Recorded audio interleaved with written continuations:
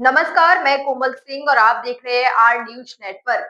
गाजियाबाद के कविनगर इलाके में एक एनआरआई महिला के साथ जो हुआ, वो न सिर्फ कानून व्यवस्था पर सवाल उठाता है, बल्कि इंसानियत को भी कटघरे में खड़ा कर देता है। नीलांबरी कौशिक एक एनआरआई जो लंदन में रहती है। भारत में उनका अपना पुश्तैनी मकान है, लेकिन जब वो लंदन से भारत वापस आई तो जो देखा वो रूह कपा देने वाला था। उनका घर अब उनके नाम का नहीं रहा। कागजों पर मालिक वही है, लेकिन कब्जा किसी और का है। सबसे चौंकाने वाली बात तो ये है कि महिला विकलांग है। 1 साल से अधिक हो गया वो हर सरकारी दफ्तर के चक्कर काट रही है, पुलिस प्रशासन, कोर्ट, लेकिन किसी ने भी अब तक उनकी कोई सुनवाई नहीं की। घर पर कब्जा करने वाले दबंगों का साफ कहना है कि 3 करोड़ दो तभी घर मिलेगा। सुनिए एक बुजुर्ग महिला की आप बीती। मैं एक एनआरआई हूँ और यहाँ मेरी प्रॉपर्टी है, मेरी मौसी की, उनकी डेथ हो गई है और उसमें कोई गुंडे घुसे हुए हैं। मेन गुंडा जो है उसका नाम है पृथ्वीराज। ये एक पुलिस ऑफिसर चौधरी महेंद्र सिंह है, उनका पोता है। अब इतनी गुंडागर्दी पे आ गए हैं कि कहते हैं 3 करोड़ का आप हमको मुआवजा जो भी है वो दीजिए और वरना हम आपकी जान ले ले। हाँ, जान का खतरा है। अब कुछ समझ में नहीं आता। मैं 2 हफ्ते पहले यहाँ आई थी कमिश्नर साहब के पास, तो उनसे मैंने कहा था कि आप मेरी ये एफआईआर ले लीजिए कि ऐसे ऐसे मुझे धमकी दी जा रही है। तो उन्होंने कहा जांच करवाओ। जांच करने में कुछ नहीं आया। आज जवाब आ गया कि कुछ नहीं हो सकता। That is why I have come again and he has assured me that my complaint will be taken into consideration. The FIR will be locked in.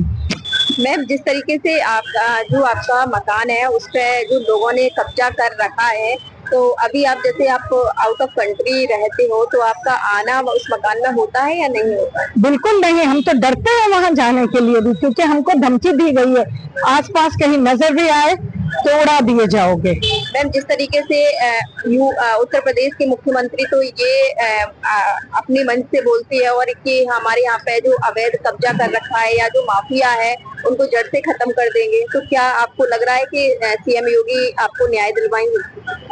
उम्मीद तो है कि उनको कुछ करना चाहिए, क्योंकि ये काफी सालों से, जब तक मेरी मौसी जिंदा थी, ये रेंट देते थे। वो एक डॉक्टर थी, सीएमओ, उन्होंने मकान बनाया, इनको रेंट पे दिया। जब उनकी डेथ हो गई 2011 में, उसके बाद से रेंट भी नहीं दे रहे और उन्होंने नकली फर्जी विल बना के दी है कि she has given it to us. और विल पे किसी के साइन नहीं है, कोई स्टैम्प्स नहीं है, कोई रजिस्ट्रेशन नहीं है एंड वो लोग अपना कब्जा लगा के रखे हैं। हमको हमारी प्रॉपर्टी चाहिए। मैम, जैसे आपने सबसे पहले थाने में पुलिस एफआईआर वगैरह कराई होगी, तो पुलिस का क्या कहना है? वो पुलिस हमारी एफआईआर लेती ही नहीं है। वो कहते हैं कि आप ये सिविल मैटर है, आप कोर्ट में जाएं।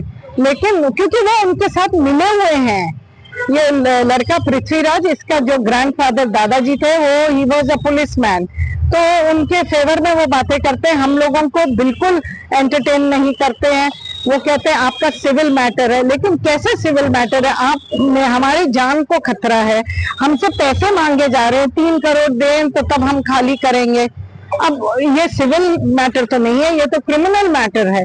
वही तो मैं यहाँ आई थी अर्जी देने को, तो वो भी रिजेक्ट हो गया। अभी फिर दोबारा मैंने दिया है, तो let me see they take any action. They talk so much कि we do this, we do that, but let's see whether they will take any action against the criminals or not.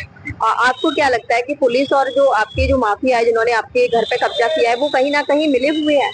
Yes, ये एक scam चल रहा है। जो NRIs हैं, जो बाहर रहते हैं, मेरी 2 मौसी हॉलैंड में रहती हैं, हम सबका इसमें हिस्सा है। तो वो उनको पता है कि ये लोग यहाँ नहीं आ सकते, तो इसलिए वो वहाँ घुसे हुए हैं। निकलने का नाम नहीं लेते और धमकी दे है मेरे को। तो वही मैं कंप्लेन करने आई, तो बोलते हैं हम जांच करेंगे। Means do they not trust me? मैं इतनी दूर से लंदन से आई हूँ, कोई आसान है यहाँ आना जाना? आपको कितना टाइम हो गया इस तरीके के चक्कर लगाते हुए? मैं यहाँ करीब 1 साल हो गया चक्कर लगा रही हूँ, कोर्ट के चक्कर लगा रही हूँ, सब कर रही हूँ, कुछ नहीं होता। अगली डेट, अगली डेट, अगली डेट। मतलब मैं हर डेट पे तो नहीं आती, हर 2-3 महीने के बाद की जो डेट होती है तब आ सकती हूँ। It is very expensive to travel. CM Yogi से कोई स्पेशल रिक्वेस्ट आपकी? वो कहते हैं सीएम योगी जी के हम एनआरआई का या और भी कोई है लोग, उनका हम ये देखेंगे, करेंगे उनका न्याय। हाँ, अब मैं देखना चाहती हूँ न्याय मिलता है या नहीं मिलता है, देख सकते हैं हम भी, आप भी देखिएगा। जब इस पूरे मामले पे कविनगर के एसीपी भास्कर वर्मा से सवाल किया तो उन्होंने भी यही कहा कि ऐसे कई मामले सामने आ रहे हैं जहां एनआरआई नागरिकों के खाली घरों पर लोग अवैध कब्जा जमा लेते हैं क्योंकि वे जानते हैं कि मालिक यहां नहीं रहते। सुनिए कविनगर एसीपी भास्कर वर्मा को।